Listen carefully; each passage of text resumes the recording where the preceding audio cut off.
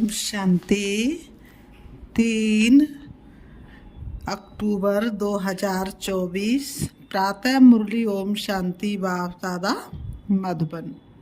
आज बाबा ने सुनाया, मीठे बच्चे, रावण का कायदा है आसुरी मत पर झूठ बोलना, बाप का कायदा है श्रीमत पर सच बोलना। रावण का कायदा है आसुरी मत झूठ बोलना, बाप का कायदा है श्रीमत सच बोलना। आज की मुरली से बाबा ने प्रश्न किया, किन बातों का विचार कर बच्चों को आश्चर्य खाना चाहिए? किन बातों का विचार कर बच्चों को आश्चर्य खाना चाहिए? उत्तर में नंबर 1, कैसा ये बेहद का वंडरफुल नाटक है, जो फीचर्स, जो एक्ट सेकंड बाय सेकंड पास हुआ वह फिर हूबहू रिपीट होगा। कितना वंडर है जो एक का फीचर ना मिले दूसरे से। नंबर 2, कैसे बेहद का बाप आकर के सारे विश्व की सदगति करते हैं, पढ़ाते, ये भी वंडर है। ओम शांति। रूहानी बाप सिर्फ बैठकर अपने रूहानी बच्चों सालिग्रामों को समझा रहे हैं। क्या समझा रहे हैं? सृष्टि के आदि मध्य अंत का राज समझाते हैं, और यह समझाने वाला एक ही बाप है। और तो जो भी आत्मा अथवा सालिग्राम है, सबके शरीर का नाम है। बाकी एक ही परम आत्मा है जिसको शरीर नहीं है। उस परम आत्मा का नाम है शिव। उनको ही पतित पावन परमात्मा कहा जाता है। वही तुम बच्चों को इस सारे विश्व के आदि मध्य अंत का राज समझा रहे हैं। पाठ बजाने के लिए तो सब यहाँ आते हैं। ये भी समझाया है, विष्णु के दो रूप हैं। शंकर का तो कोई पाठ है नहीं। बाबा कहते विष्णु के 2 रूप है और शंकर का तो कोई पाठ है नहीं। ये सब बाप बैठ समझाते हैं। बाप कब आते हैं? जबकि नई सृष्टि की स्थापना और पुरानी का विनाश होना है। बच्चे जानते हैं नई दुनिया में एक आदि सनातन देवी देवता धर्म की स्थापना होती है। वह तो सिवाय परमपिता परमात्मा के और कोई कर ही नहीं सकते। वही एक परम आत्मा है जिसको परमात्मा कहा जाता है। बाबा कहते भगवान कितने हैं? एक है। सबका मालिक एक, फिर क्यों बटा हुआ संसार है। और सच पूछो तो सारी दुनिया अपना ही परिवार है। उनका नाम है शिव। उनके शरीर का नाम नहीं पड़ता, और जो भी है सबके शरीर का नाम पड़ता है। बाबा कहते ये भी समझते हो, मुख्य जो है वह तो सब आ गए हैं। ड्रामा का चक्र फिरते फिरते अभी अंत आकर हुई है। अंत में बाप ही चाहिए। उनकी जयंती भी मनाते हैं। शिव जयंती भी इस समय मनाते हैं जबकि दुनिया बदलनी है। घोर अंधेरे से घोर रोशनी होती है, अर्थात दुख धाम से सुखधाम होना है। बच्चे जानते परम पिता परमात्मा से वे एक ही बार पुरुषोत्तम संगम युग पर आते हैं। पुरानी दुनिया का विनाश, नई दुनिया की स्थापना करने। बाबा कहते पहले नई दुनिया की स्थापना, पीछे पुरानी दुनिया का विनाश होता है। पहले नया मकान बन जाता है, तो उसके बाद ही तो पुराने मकान को तोड़ा जाता है ना। बाबा ने कहा बच्चे समझते पढ़कर हमको होशियार होना है और दैवी गुण भी धारण करने हैं। आसुरी गुण पलटने, दैवी गुणों और आसुरी गुणों का वर्णन चार्ट में दिखाना होता है।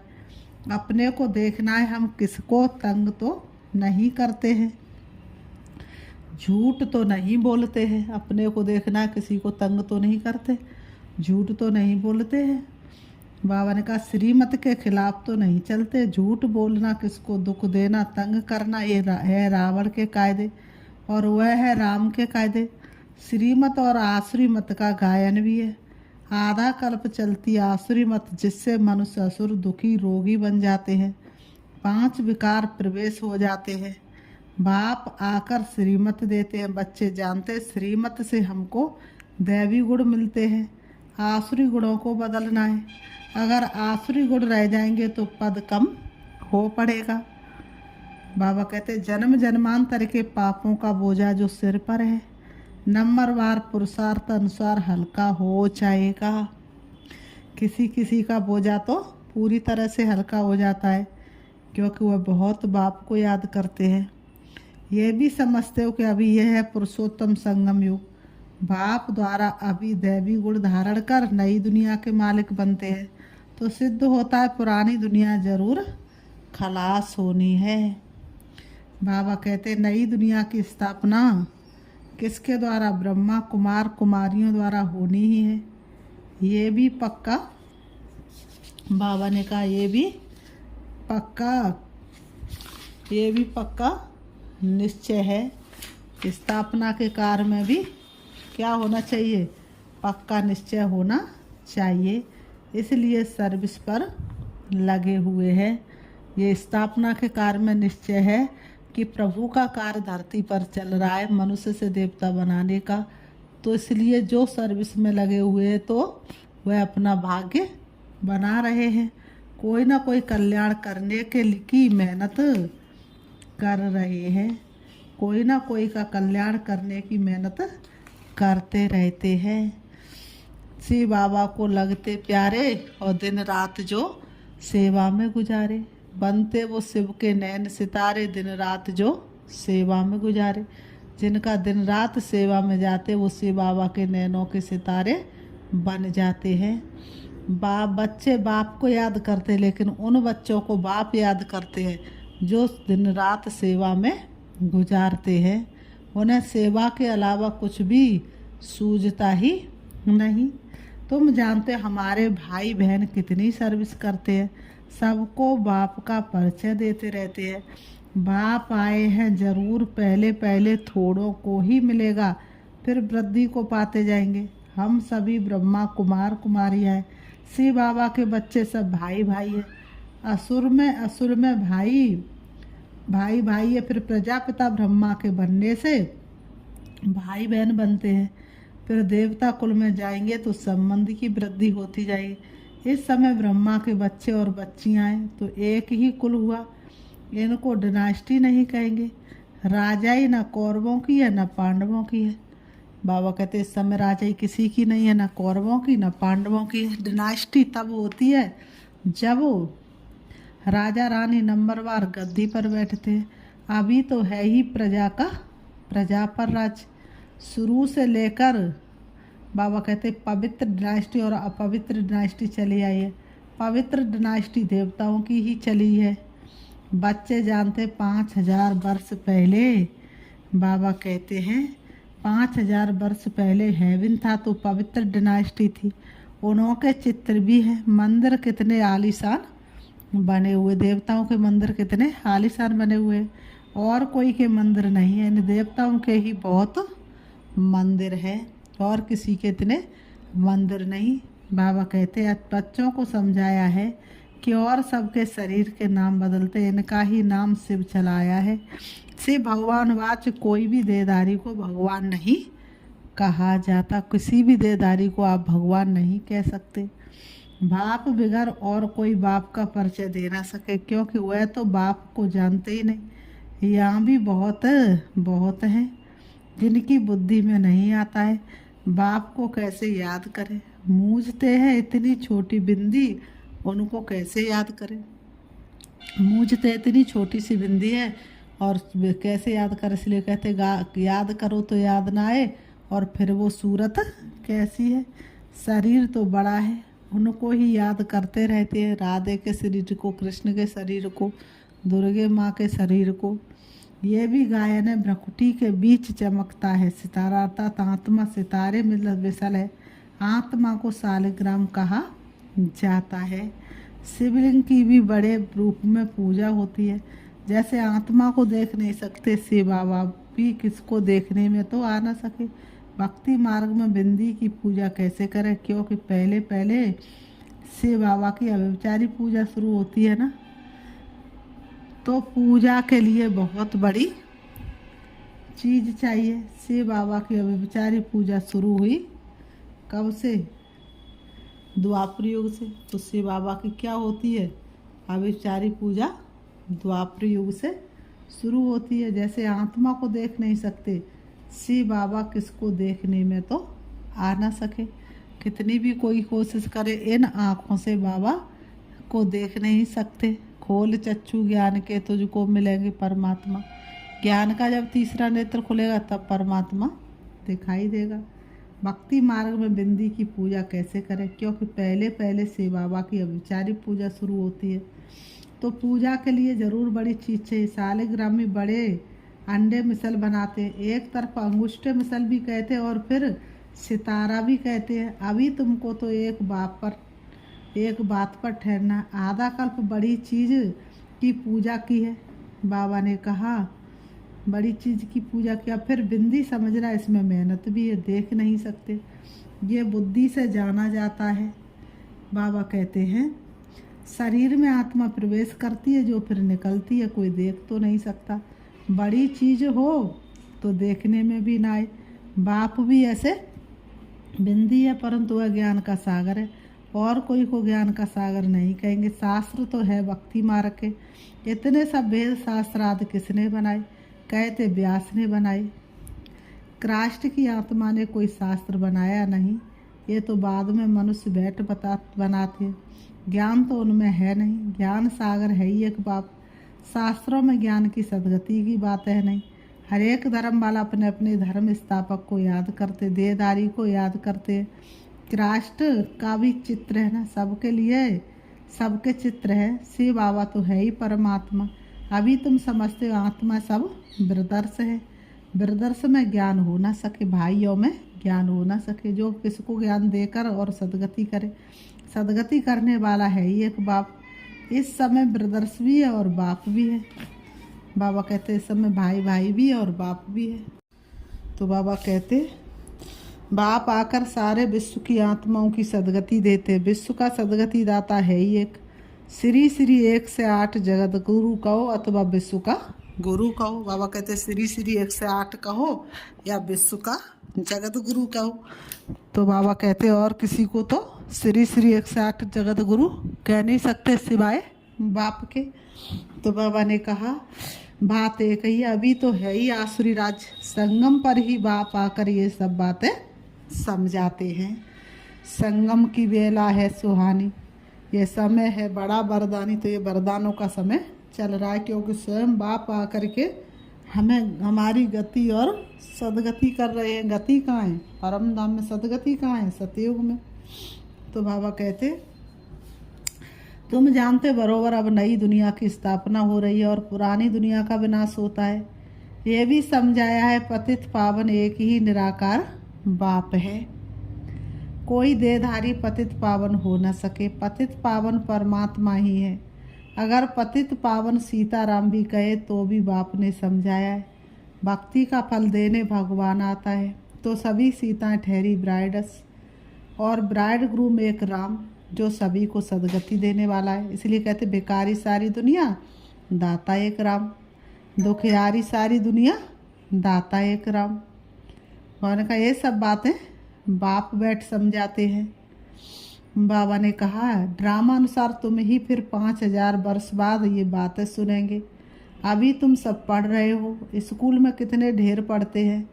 ये सब ड्रामा बना हुआ है। जिस समय जो पढ़ते हैं, जो एक्ट चलती है, वही एक्ट फिर कल्प बाद हूबहू होगी। हूबहू 5000 वर्ष बाद फिर पढ़ेंगे। ये अनादि ड्रामा बना हुआ है। जो भी देखेंगे सेकंड बाय सेकंड नई चीज़ दिखाई पड़ेगी। चक्र फिरता रहेगा, नई नई बातें तुम देखते रहेंगे। अभी तुम जानते हो ये 5000 वर्ष का ड्रामा है जो चलता रहता है। इनकी डिटेल तो बहुत है, मुख्य मुख्य बातें समझाई जाती हैं। जैसे कहते हैं परमात्मा सर्वव्यापी है, बाप समझाते मैं सर्वव्यापी नहीं हूँ। दुनिया में लोग कहते हैं परमात्मा तो सर्वव्यापी है, कण कण में भगवान है। तो बाप कहते हैं कि मीठे बच्चे मैं सर्वव्यापी नहीं हूँ। ये नॉलेज किसने दी हमें आकर के? बाप ने दी। तो बाप आकर, तो बाबा ने कहा बाप आकर क्या करते हैं? बाप आकर कल्प कल्प हमें सत्य ज्ञान सुनाते हैं। बाप आकर अपना और रचना के आदि मध्य अंत का परिचय देते हैं। तुम अभी जानते हो बाप कल्प कल्प आते हमको वर्षा देने। ये भी गायन है ब्रह्मा द्वारा स्थापना। इसमें समझानी बहुत अच्छी है। विराट रूप का भी जरूर अर्थ होगा ना, परंतु सिवाय बाप के कब कोई समझा न सके। चित्र तो बहुत है परंतु एक की भी समझानी कोई के पास है नहीं। ऊंचे तो ऊंचे से बाबाएँ, उनका भी चित्र है परंतु जानते कोई नहीं। अच्छा फिर सूक्ष्म वतन है उनको छोड़ दो, उनकी दरकार ही नहीं। हिस्ट्री ज्योग्राफी यहाँ की समझानी होती है। हिस्ट्री ज्योग्राफी यहाँ की समझनी होती है। वह तो है साक्षात्कार की बात। जैसे यहाँ इसमें बाप बैठ समझाते हैं, वैसे सूक्ष्म वतन में कर्माती शरीर में बैठकर इनमें मिलते हैं अथवा बोलते हैं। बाकी वहाँ तो वर्ल्ड की हिस्ट्री ज्योग्राफी है नहीं। हिस्ट्री ज्योग्राफी यहाँ की है, बच्चों की बुद्धि में बैठा हुआ है। सतयुग में देवी देवता थे जिनको 5000 वर्ष हुआ है। इस आदि सनातन देवी देवता धर्म की स्थापना कैसे हुई ये भी कोई जानते नहीं है। और धर्मों की स्थापना के बारे में तो सब जानते हैं क्योंकि वो द्वापर युग से आए हुए हैं। तो सबको पता है कि ये कब आया, ये कब आया, इसने क्या किया, इसने क्या किया। किताब आदमी है, लाखों वर्ष की तो बात ही नहीं हो सकती। ये तो बिल्कुल रॉन्ग है। लाखों वर्ष की बात तो हो नहीं सकती। लाखों वर्ष तो ये फिल्म चल नहीं सकती। परंतु मनुष्यों की बुद्धि में कुछ काम नहीं करती। हर बात बाप समझाते। मीठे मीठे बच्चों अच्छी रीति धारणा करो। मुख्य बात है बाप की याद। ये याद की ही दौड़ी है। रेस होती है ना, कोई अकेले अकेले दौड़ते, कोई जोड़ी को इकट्ठा बांध कर दौड़ते हैं। यहाँ जो जोड़ी है वह इकट्ठे दौड़ी लगाने की प्रैक्टिस करते हैं। सोचते सतयुग में भी ऐसे इकट्ठे दौड़ जोड़ी बन जाए। बाबा ने कहा बल नाम रूप तो बदल जाता है, वही शरीर थोड़े ही मिलता है। शरीर तो बदलता रहता है। समझते आत्मा एक शरीर छोड़ दूसरा लेती है, फीचर्स तो दूसरा होगा। बाबा ने कहा अभी जो चेहरा है, अभी जो शरीर है वो तो मिलेगा नहीं, वो तो बदल ही जाएगा। परंतु बच्चों को बंडर लगना चाहिए। जो फीचर्स जो act second by second past हुई वो है, फिर हूबहू 5000 वर्ष के बाद रिपीट होनी है। कितना वंडरफुल ये नाटक है, और कोई समझा नहीं सकते इस नाटक को, और कोई तो समझा नहीं सकते। तुम जानते हो हम सब पुरुषार्थ करते हैं। तुम सब जानते हो हम क्या कर रहे हैं, पुरुषार्थ नंबरवार तो बनेंगे ही ना। बाबा ने कहा एक जैसे तो बन नहीं सकते, नंबरवार तो बनेंगे। सब तो कृष्ण नहीं बनेंगे। बाबा ने कहा फीचर्स सबके डिफरेंट होंगे। कितना बड़ा वंडरफुल नाटक है। एक का फीचर न मिले दूसरे से, वही हूबहू खेल रिपीट होता है। ये सब विचार सागर, ये सब विचार कर आश्चर्य खाना होता है। कैसे बेहद का बाप आकर पढ़ाते हैं। जन्म जन्मांतर तो भक्ति मार्ग के शास्त्र आदि पढ़ते आए, साधुओं की कथाएं आदि भी सुनी। अब बाप कहते भक्ति का समय पूरा हुआ, अब भक्तों को भगवान द्वारा फल मिलता है। ये नहीं जानते भगवान कब किस रूप में आएगा। कभी कहते शास्त्र पढ़ने से भगवान मिलेगा, कभी कहते यहाँ आएंगे। शास्त्रों से ही अगर काम हो जाता तो फिर बाप को क्यों आना पड़े। शास्त्र पढ़ने से ही भगवान मिल जाए तो बाकी भगवान आकर क्या करेंगे। आधा कल्प तुम ये शास्त्र पढ़ते पढ़ते तमो प्रधान ही बनते आए हो। तो बच्चों को सृष्टि का चक्र भी समझाते रहते हैं। बाबा कहते हैं और दैवी चलन भी चाहिए, एक तो किसको दुख नहीं देना है। बाबा ने कहा ऐसे नहीं कोई को विष चाहिए वह नहीं देते, तो हो देते हो तो वह कोई दुख देना है, ऐसे तो बाप कहते हैं। ऐसे तो बाप कहते नहीं है। कई ऐसे भी बुद्धू निकलते हैं जो कहते बाबा कहते ना किसको दुख नहीं देना है। अब ये विष मांगते तो उनको देना चाहिए, नहीं तो वह फिर भी किसको दुख देना हुआ ना। ऐसे समझने वाले मूढ़मती होते हैं। बाप तो कहते पवित्र जरूर बनना है। आसुरी चलन और दैवी चलन की भी समझ चाहिए। मनुष्य तो ये भी नहीं समझते, वह तो कह देते आत्मा निर्लेप, कुछ भी करो, कुछ भी खाओ पियो, बेकार में जाओ, कोई हर्जा नहीं। ऐसे भी सिखलाते। कितनों को पकड़ कर ले आते हैं। बाहर में भी वेजिटेरियन बहुत रहते हैं। ज़रूर अच्छा है, तब तो वेजिटेरियन बनते हैं। बाबा ने कहा सब जातियों में वैष्णव होते हैं, छींची चीज़ नहीं खाते हैं। बाबा ने कहा छींची चीज़ नहीं खाते, माइनॉरिटी होते हैं, तुम भी माइनॉरिटी हो। इस समय तुम कितने थोड़े हो, धीरे धीरे वृद्धि को पाते रहेंगे। बच्चों को यही शिक्षा मिलती है, दैवी गुण धारण करो, छींची वस्तु ऐसी कोई के हाथ की बनाई हुई नहीं खानी चाहिए। फिर बाबा कहते अच्छा मीठे मीठे सिक्की लते बच्चों प्रति माता पिता बाप दादा का याद प्यार और गुड मॉर्निंग। रूहानी बाप की रूहानी बच्चों को नमस्ते। हम रूहानी बच्चों की रूहानी बाप दादा को याद प्यार और नमस्ते नमस्ते नमस्ते। धारणा के लिए मुख्य सार नंबर 1, अपने चार्ट में देखना है। नंबर 1, हम श्रीमत के खिलाफ तो नहीं चलते। नंबर 2, झूठ तो नहीं बोलते। नंबर 3, किसको तंग तो नहीं करते, दैवी गुण धारण किए हैं। नंबर 2, पढ़ाई के साथ साथ दैवी चलन धारण करनी है। पवित्र जरूर बनना, कोई भी छींची वस्तुएं नहीं खानी है, पूरा वैष्णव बनना, रेस करनी है।